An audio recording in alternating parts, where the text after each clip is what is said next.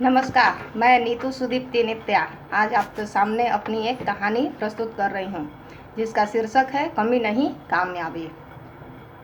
नाम खुशी, उम्र 30 साल, शिक्षा एमए, दिल में अपार दुख, आँखों में अनगिनत मोती, व्रत उपवास, सभी पर्व त्यौहार, रवि मंगल छोड़कर तुलसी की हर पत्ती को पीला सिंदूर लगाना ताकि वही सिंदूर उसकी मांग में भी सज सके। दहेज की रकम 6 लाख रुपए नगद प्लस सारे सामान, दूसरी बहनों से अधिक, परिणाम रिजेक्ट रिजेक्ट रिजेक्ट। क्यों? गहरा सांवला रंग, भवानी माई जैसे संबोधन, हर नज़र से एक नए रंग की परिभाषा। आधुनिक जमाने में पुरानी सोच, लड़की का रंग गाढ़ा तो बच्चे भी सांवले होंगे। सुंदर सुंदर दो छोटी बहनें लाइन में खड़ी कि दीदी रास्ता क्लियर करे तो हम भी आगे बढ़े, और आज खुशी दीदी ने रास्ता साफ कर ही दिया। पापा, 18 से 30 साल की उम्र तक आप सब मेरे बारे में रिजेक्ट का फैसला ही सुनते आ रहे हैं, अब और नहीं। मेरी शादी के दहेज में जो पैसे आप लड़के वाले को देने वाले हैं वो मुझे दे दीजिए, मैं फैशन डिजाइनिंग का कोर्स करूँगी। 5 साल से बोल रही हूँ लेकिन आप लोग सुन नहीं रहे हैं। रूमा और अंजला की शादी कर दीजिए, कितने ही लड़के वालों ने उन्हें पसंद किया है, कम से कम उनका तो घर बस जाए।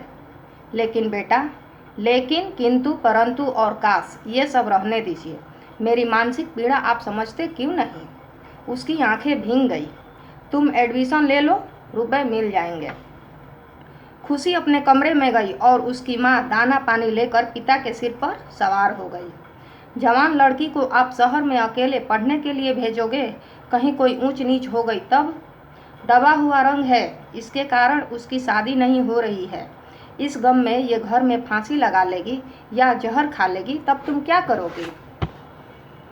उसे अब अपने मन की करने दो, छूट देना जरूरी है। मुझे इतना विश्वास है कि वो किसी के ऐसे वैसे चक्कर में नहीं पड़ेगी। दोनों बहनों की शादी हो गई और खुशी फैशन डिजाइनिंग का कोर्स करने दिल्ली पहुंच गई। कोर्स इंस्ट्रक्टर मैडम को देखकर उसके दिमाग में जैसे सितारे फूटने लगे। अरे, इनके तो दोनों हाथ कुहनी तक ही हैं, फिर ये सीनियर मैडम कैसे बन गई? खुशी ये सोच ही रही थी कि मैडम ने अपने पैरों से सुई में धागा डाल दिया और पैरों से ही खूबसूरत डिजाइन बनाकर पेश कर दी। सबके मुंह से एक साथ निकला, वाह, अति सुंदर। खुशी उनसे काफ़ी घुल मिल गई। पता चला कि जल्द ही इंस्ट्रक्टर मैडम की शादी होने वाली है। एक हुनरमंद से उनका रिश्ता जुड़ा है। एक दिन मैडम कहने लगी, खुशी, जब चांद में दाग है तो हमारी बात ही क्या।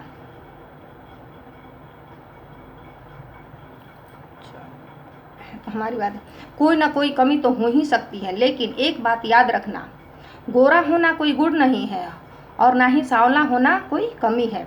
पूर्णिमा, करवा चौथ और शरद पूर्णिमा का चांद देखने के लिए लोग कितना इंतजार करते हैं, और जब वही चांद अपनी पूरी गोलाई, शीतलता और उज्ज्वलता के साथ काले आसमान में उभरता है तो कितनी खुशी और उल्लास मनाया जाता है।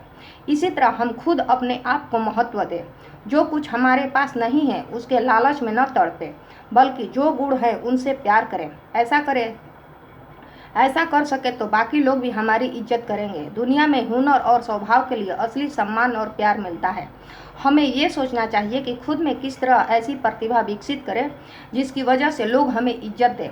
अपने आप को मनपसंद काम में एकदम झोंक दे तो यकीनन आत्मविश्वास से भरे मन में कामयाबी की मुस्कान झलकेगी।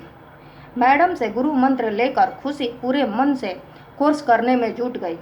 कोर्स पूरा होने की देर थी कि उसकी खूबसूरत डिजाइन्स देखकर एक बड़ी कपड़ा निर्माता कंपनी ने उसे लाखों के पैकेज का जॉब ऑफर कर दिया। देखते ही देखते खुशी की डिजाइन्स की अंतर्राष्ट्रीय स्तर पर धूम मच गई और एक दिन उसी कंपनी के मालिक के बेटे ने खुशी को प्रपोज कर दिया।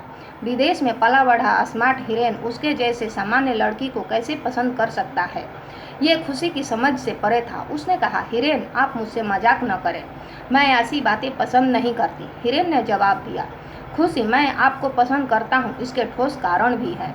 आपकी सादगी और कला, आप न जाने क्यों झिझक रही हैं, लेकिन याद रखिए, आपके अंदर जो सीरत है वो किसी सूरत से कम खूबसूरत नहीं है।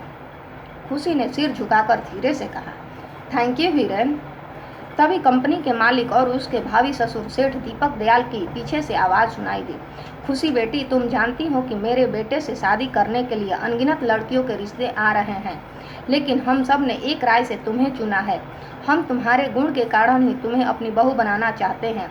जब तुम 2 साल पहले कंपनी में आई थी, तब से अब तक पूरी ईमानदारी और प्रेम से काम कर रही हो। ना कभी दिन देखा, ना रात की फिक्र की, सिर्फ काम को लेकर ही समर्पित रही। मुझे पूरा यकीन है कि हमारी बहू बनने के बाद तुम अपनी इस कंपनी को और ऊंचाई तक पहुंचा दोगी। लोग अपना घर संभालने के लिए बहू लाते हैं और हम अरबों खरबों का साम्राज्य संभालने वाले लक्ष्मी को दावत दे रहे हैं। खुशी की आंखें खुशी से छलक पड़ी। उसे मैडम की बात याद आई। खुद में कोई ऐसा हुनर जगाओ जिससे तुम्हारी पहचान बने।